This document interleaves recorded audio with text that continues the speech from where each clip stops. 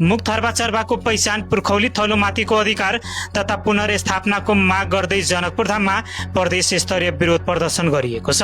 मध्य प्रदेशका विभिन्न स्थानबाट आएका मुक्त हर्बाचर्बा समुदायका प्रतिनिधि तथा अभियन्ताहरूले जनकपुर धाममा प्रदर्शन गर्दै आफूहरूको पहिचान र अधिकार सुनिश्चित गर्न सरकारसँग माग गरेका हुन्। प्रदर्शनका क्रममा सहभागीहरूले पहिचान हाम्रो अधिकार, पुर्खौली थलो हाम्रो अधिकार लगायतका नारासहित ब्यानर तथा प्लेकार्ड प्रदर्शन गरिएका थिए।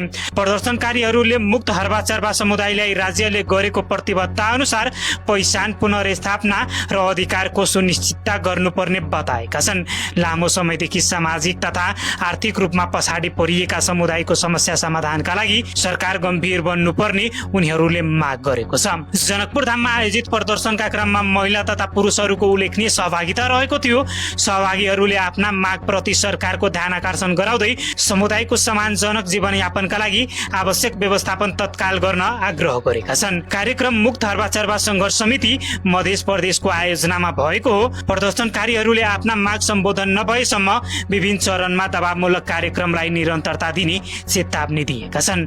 मुक्त हर्बाचर्बा समुदायले पहिचान र पुनर्स्थापना सँगै पुर्ख्यौली थलो तथा अधिकारको सुनिश्चितता आफ्नो प्रमुख मुद्दा रहेको बताउँदै आएको छ।